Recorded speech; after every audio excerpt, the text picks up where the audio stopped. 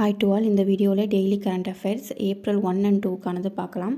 So first Andhra மாநிலத்தின் ஒரே தலைநகர் அமராவதியை அறிவிச்சிருக்காங்க. ஸோ இது எப்படின்னு பார்த்தோன்னா 2014 ஆந்திராவிலேருந்து தெலுங்கானாவை பிரிச்சிருப்பாங்க. ஸோ அதிலேருந்து ஆந்திராவுக்கும் தெலுங்கானாவுக்கும் தலைநகராக ஹைதராபாத் இருந்திருக்கும்.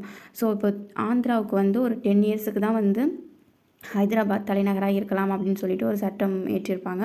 ஸோ அதுபடி பார்த்தோன்னா 2024 இந்த சட்டம் முடிஞ்சிருக்கும்.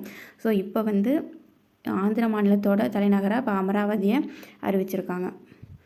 நெக்ஸ்ட்டு சாம்ராட் சம்ருத்தி சமண அருங்காட்சியகம் எங்கே தொடங்கி வச்சுருக்காங்க அப்படின்னு பார்த்தோன்னா காந்தி நகர் குஜராத்தில் தொடங்கி வச்சுருக்காங்க. ஸோ இது கோபா கிராமத்தின் ஸ்ரீ மகாவீர் சமண ஆராதனா கேந்திர வளாகத்தில் பிரதமர் மோடி ஓப்பன் பண்ணி வச்சுருப்பார். ஸோ இந்த சாம்ராட் சம்பிரதி அப்படிங்கிறது அசோகரோட பேரனோட நேம் தான் இந்த சாம்ராட் சம்பிரதி. நெக்ஸ்ட்டு இந்தியாவில் நக்சல் தீவிரவாதம் முடிவு. ஸோ இந்தியாவில் பார்த்தோன்னா மார்ச் 31, 2026 இதோட நக்சல் தீவிரவாதம் முடிவு பெற்றிருக்கும் அப்படின்னு சொல்லி அறிவிச்சிருக்காங்க. ஸோ நக்சல் தீவிரவாதம் வெஸ்ட் பெங்காலில் 1936 அந்த நில பிரபுத்துவம் அதுக்கு எதிராக அமைக்கப்பட்ட ஒரு தீவிரவாதம் தான் நக்சல் தீவிரவாதம். ஸோ அது இப்போ ஏப்ரல் 31 தான் முடிவுக்கு வந்திருக்கு. இது மார்ச் 31, 2026 தான் முடிவுக்கு வந்திருக்கு. நெக்ஸ்ட்டு பேக்ஸ் சிலிக்கா உத்திசார் கூட்டணி. ஸோ இது எது தொடர்புடையதுன்னா சிலிக்கான் உற்பத்தி தொடர்புடையது.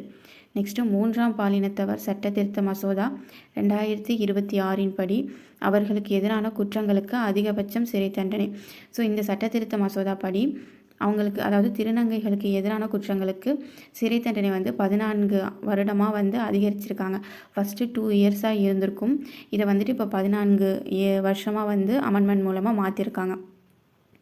நெக்ஸ்ட்டு மக்கள் தொகை கணக்கெடுப்பை நடத்திய மத்திய அரசுக்கு அதிகாரம் அளிக்கும் சட்டம் எது அப்படின்னு பார்த்தோன்னா மக்கள் தொகை கணக்கெடுப்பு சட்டம் 1948. நெக்ஸ்ட்டு ஆசிய குவாஷ் கூட்டமைப்பின் 2025 ஆண்டின் சிறந்த வீரர் விருது யாருக்கு கொடுத்துருக்காங்கன்னா அபய் சிங். 2026 ஆண்டிற்கான அரங்கநாதன் இலக்கிய விருது இது யாருக்கு அறிவிச்சிருக்காங்கன்னா கி விட்டில் ராவ் அண்டு அம்ஷன் குமார்.